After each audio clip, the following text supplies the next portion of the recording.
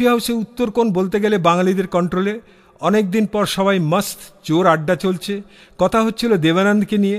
মোটামুটি রৌদ্রের সব বন্ধুরা জানে রৌদ্র দেবানন্দের ফ্যান। দেবানন্দের প্রায় সব ছবি তার দেখা। বাজি, পতিতা, পকেটমার, ট্যাক্সি ড্রাইভার, কালাপানি, কালাবাজার 2-3 বার করে দেখা। এইসব ছবি 2-4টে সিন ও ডায়লগ আর গান তার মুখস্থ। কিছু কিছু সিন সে অবলীলায় আরামসে বলে যেতে পারে। দেবানন্দের গলা ও চাল নকল করা রৌদ্রের 2 মিনিটের খেল। আড্ডা চলতে চলতে হঠাৎ অম্বর বলে বসল, কিরে রৌদ্র, তোর হিরোর গাইড ফিল্মটা দেখেছিস? দারুণ, সুপার ছবি। গাইডের 2-4টে সিন দেখা না।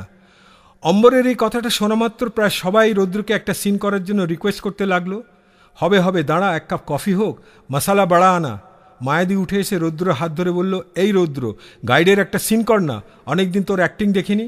প্রণবদা বলল, আমি কিচেনে গিয়ে তোর কফি আর বড়ার অর্ডার দিয়ে আসছি। অনেকদিন পরে রৌদ্র কফি হাউসে।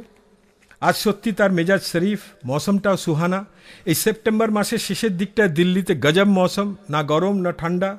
রৌদ্র মনে মনে ঠিক করলো সবাই অনুরোধ করছে, গাইডের একটা সিন করা যেতেই পারে। অম্বর হঠাৎ বলে উঠল, কি ইয়ার, শুরু করো ইয়ার। রৌদ্র শুরু করতে যাবে, হঠাৎ সামনের দিকে দেখল ইপসাকে। ইপসা সুপ্রকাশের ছোট বোন। ইপসা রৌদ্রের দিকে এগিয়ে এসে বলল, রৌদ্রদা, can I talk to you? আপনার সঙ্গে আমার একটা কথা ছিল। ইপসাকে মোটামুটি সবাই চেনে। তাকে দেখে সবাই হৈ হৈ করে উঠল, আরে ইপসা, অত দূরে কেন? শুধু রৌদ্রের সঙ্গে কথা বললে হবে? এসো, বসো, এখানে এসো, কফি খাও।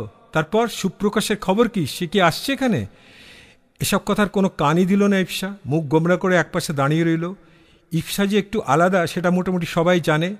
চরাচরের নাটক দেখতে ইপসা ও তার দিদি তিস্তা অনেকবার এসেছে, কিন্তু কোনোদিনই চরাচরের কোনো মেম্বারদের সঙ্গে কথা বলেনি। সবসময় একটা আলাদা আলাদা থেকেছে।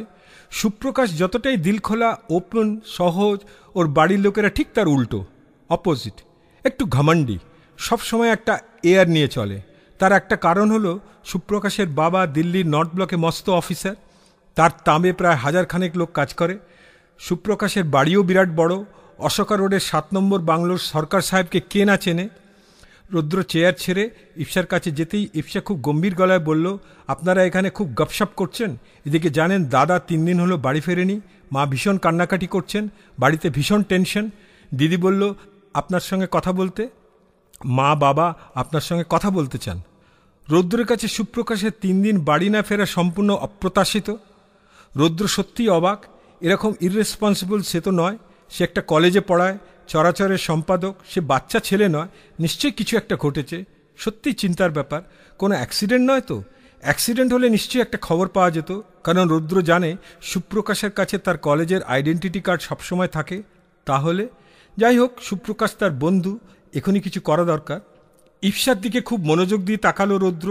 সত্যি ইপসার মুখে চোখে প্রবল দুশ্চিন্তার ছাপ, চোখের তলায় কালি, চোখ দুটো রাগে অভিমানে ভরপুর। এই ইপসা সেই ইপসা নয় যাকে দেখতে রৌদ্র অভ্যস্ত।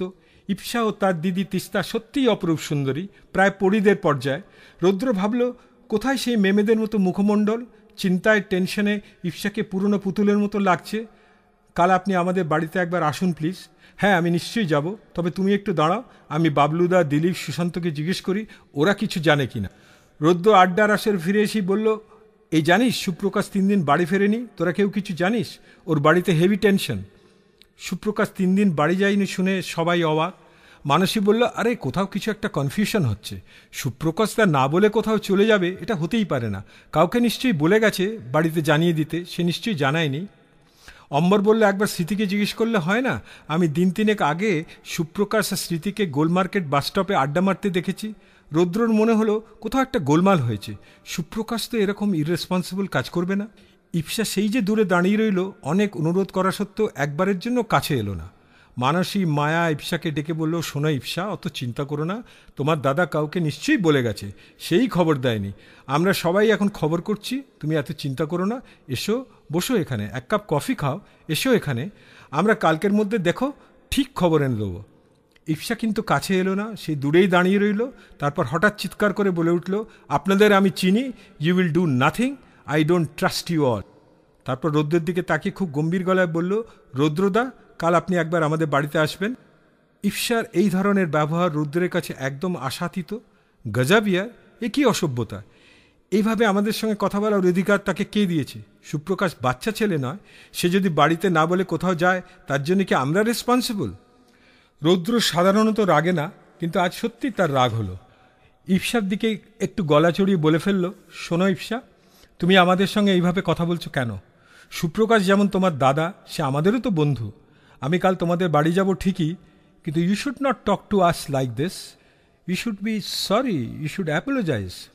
ইপসা কিছুক্ষণ দাঁড়িয়ে রইল, তারপর রৌদ্রের দিকে তাকিয়ে একটু হেল উইথ ইউ বলে কফি হাউস থেকে বেরিয়ে গেল। ইপসার এই ব্যবহারে প্রায় সকলেই হতবাক, অবাক। রৌদ্র হতচকিত। রৌদ্রের মুখ থেকে বেরিয়ে এলো, গজব ইয়ার। অম্বর বলল, ছোড় দে ইয়ার, ইপসা আমাদের ছোট বোনের মতো, টেনশনে ওর মাথার ঠিক নেই। সুশান্ত থাকতে না পেরে বেশ জোর গলায় বলে ফেলল, না না, এটা কোনো কথা হলো? রৌদ্রকে এইভাবে অপমান করার রাইট ওকে কে দিল? রৌদ্রের মুখ থেকে বেরিয়ে এলো, you hell of a girl, what you think of yourself? You better go to hell. রৌদ্রের মুখে কেউ কোনোদিন কোনো রূঢ় কথা শোনেনি। রৌদ্রের জন্য সকলের খুব খারাপ লাগছে। রৌদ্রের চোখ মুখ লাল, হাত পা কাঁপছে। মায়াদি রৌদ্রের কাছে এসে রৌদ্রের হাত ধরে বলল, শোন রৌদ্র, তুই শান্ত হ, টেক ইট ইজি। আমি কাল স্মৃতির অফিসে গিয়ে খবর নিচ্ছি ও সুপ্রকাশের ব্যাপারে কিছু জানে কিনা। দিলীপ উঠে দাঁড়িয়ে পড়েছে, আড্ডাটাই মাটি হয়ে গেছে, মুড বিগড়ে গেছে। চলো আজ ওঠা যাক, আমি আজ বিল পে করে দিচ্ছি। দিলীপ কাউন্টারের দিকে এগিয়ে গেল। সকলেই যাবার জন্য তৈরি। রৌদ্র কফি হাউসে সিঁড়ি দিয়ে নামতে নামতে সকলের দিকে তাকিয়ে বলল, শোন, আমি একটু করলবাগের দিকে যাচ্ছি। ওখানে বিজয়দা আমায় দেখা করতে বলেছে একটা নাটকের স্ক্রিপ্টের ব্যাপারে। প্রকাশের খবর পেলে আমাকে তুরন্ত জানাস। কনট প্লেসে করিডোর দিয়ে হাঁটতে হাঁটতে তার মনে হলো তার একটু একলা থাকা দরকার। কিছুক্ষণ যন্তর মন্তরে বসলে কেমন হয়, তার মাথাটা একটু ঠান্ডা হওয়া দরকার। যন্তর মন্তরে ঢুকে দেখল আজ সেরকম ভিড়ভাট্টা নেই। জনাকুড়ি লোক ছড়িয়ে ছিটিয়ে বসে আছে। একটা কোণা বেছে ব্যাগটা মাথার তলায় রেখে ঘাসের ওপর শুয়ে পড়ল রৌদ্র। প্রায় 7টা বাজে। রাস্তার কোলাহল অনেকটাই কমে গেছে। এই যন্তর মন্তরে অনেকবার এসেছে সে। তার ভারী ভালো লাগে এই জায়গাটা। এখানকার সবুজ ঘাস, তার মাঝখানে জ্যোতির্বিজ্ঞানের বিভিন্ন সময় ও রহস্য জানার জন্য নানা রকম খিলান ইমারত, তার উপরে আলো ছায়া যাওয়া আসা একটা মায়াবী বাতাবরণ তৈরি করে সব সময়। এক এক সময় মনে হয় শুধুমাত্র জ্যোতির্বিজ্ঞানের রহস্য জানার জন্য, সময় মাপার জন্য রাজস্থানের মহারাজ জয়সিংহ এই যন্তর মন্তর তৈরি করেছিলেন। না, এর পেছনে ছিল অন্য কিছু, অন্য কোনো প্যাশন, কিছু নতুন সৃষ্টি করার আনন্দ, একটা বিমূর্ত ধারণাকে ইট পাথরে অবয়বে রূপ দেওয়া। চায় লেঙ্গে বাবুজি? বছর 12-13 ছেলেটি চা বিক্রি করছে। পেতলের বড় কেটলিতে চা, তার সঙ্গে মাটির কুল্লার। রৌদ্র দেখেছে একমাত্র যন্তর মন্তরে এই মাটির কুল্লারে চা পাওয়া যায়। এক কুল্লার চা নিয়ে উঠে বসল রৌদ্র, চায়ে চুমুক দিয়ে। যে কথাটা সব থেকে তার আগে মাথায় এলো তা হলো, হঠাৎ কেন ইপসার ওপর এমন ছুটে গেল সে?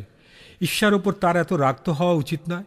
ইপসা বেশ টেনশনে আছে, চিন্তায় আছে, এটা তার বোঝা উচিত ছিল। সত্যি ইপসার ওপর তার এত রাগ দেখানো উচিত হয়নি। ছি ছি ছি, ইপসার সঙ্গে এরকম ব্যবহার করা তার একদম উচিত হয়নি। একটা দুঃখবোধ, হীনমন্যতা রৌদ্রকে জাপটে ধরল। না, এই রাগের কারণটা কি তাকে খুঁজে বার করতেই হবে। আজ যখন সে রেগে গিয়েছিল, তার হাত পা কাঁপছিল, কথা আটকে যাচ্ছিল। এক এক সময় মনে হচ্ছিল সে টলে পড়ে যাবে। কিন্তু এত রাগ তো তার হওয়া উচিত না। ছি ছি, ইপসার সঙ্গে এরকম ব্যবহার করা তার একদম উচিত হয়নি। একটা দুঃখবোধ, হীনমন্যতা রৌদ্রকে জাপটে ধরল। না, এই রাগের কারণটা কি তাকে খুঁজে বার করতেই হবে। আজ যখন সে রেগে গিয়েছিল, তার হাত পা কাঁপছিল, কথা আটকে যাচ্ছিল।